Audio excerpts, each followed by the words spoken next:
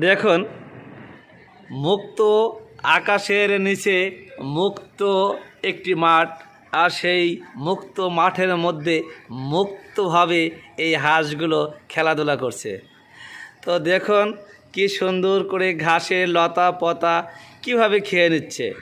তো এই খাবারগুলো হাঁস না খেলে এই ঘাসগুলো কে খাবে বলুন তো? কারণ এখানে তো নেই কোনো ছাগল, নেই কোনো গরু, নেই কোনো ভেড়া। তার মধ্যে বড় বড় হাঁস কিন্তু মাঠের মধ্যে ওয়াল্লা টিম তৈরি করে নিয়েছে তারা। দেখুন কি সুন্দর করে দলবদ্ধভাবে তাদের ডাকাডাকি আর কিচিরমিচির শব্দে পাতি হাঁসগুলো কিন্তু এক সাইড হয়ে গেছে। প্রিয় ভিউয়ার্স, আমার কাছে কিন্তু এই মাঠের মধ্যে এই হাঁসের দলগুলো অনেক ভালো লেগেছে। আপনাদের কেমন লাগছে দেখুন। চতুর্দিকের যে পরিবেশ, আর সেই পরিবেশের মাঝখানে যে এই হাঁসগুলো দলবদ্ধভাবে ছোটাছুটি করছে, তা রীতিমতো কিন্তু ভালোই লেগেছে।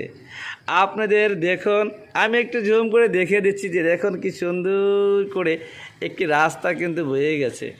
রাস্তা দিয়ে না চলে কিন্তু মাঝখানে ঠিক হাঁসগুলো একটু খেলাধুলা করছে।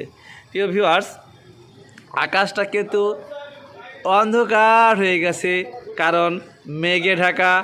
এই আকাশটি কখন যেন ঝুমঝুম করে বৃষ্টি পড়ে দেয়, আর সেই বৃষ্টির অপেক্ষায় রয়েছে এই হাঁসগুলো।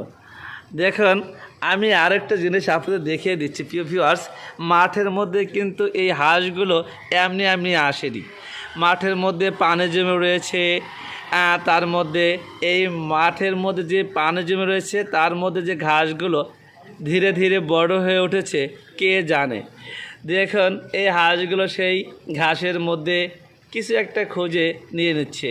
কারণ দেখুন আরেকটি জিনিস দেখাচ্ছি, সেটা হচ্ছে এত জায়গা রেখে চতুর্দিকে কিন্তু রয়েছে কি সুন্দর সাজানো গোছানো এই গাছগুলো, কি সুন্দর পুকুর রয়েছে পাশে। তারপরও সেই পুকুরের দিক থেকে হাঁসগুলো কিন্তু যাচ্ছে না। প্রিয় ভিউয়ার্স, আমরা কিন্তু সর্বদাই চেষ্টা করি ভালো কিছু আপনাদের উপহার দেওয়ার জন্য। হ্যাঁ, আপনাদের আশপাশে যদি এই ধরনের খেলার মাঠ থাকে যত্ন নেবেন। আর এই খেলার মাঠে খেলাধুলা যারাই করুন না কেন, খেয়াল রাখবেন শামুক, ঝিনুক এইগুলো যেন ভাঙাচোরা এই মাঠের মধ্যে না থাকে, তাহলে কিন্তু পা কেটে যেতে পারে, দুর্ঘটনার শিকার হতে পারেন। হাঁস এখানে রয়েছে, ছোট্ট ছোট্ট শামুক বা ঝিনুক থাকলে সেগুলো কিন্তু নিমেষেই খেয়ে নেবে। প্রিয় ভিউয়ার্স, আপনাদের ভিডিওটি কেমন লাগছে? যদি ভালো লেগে থাকে দেখুন।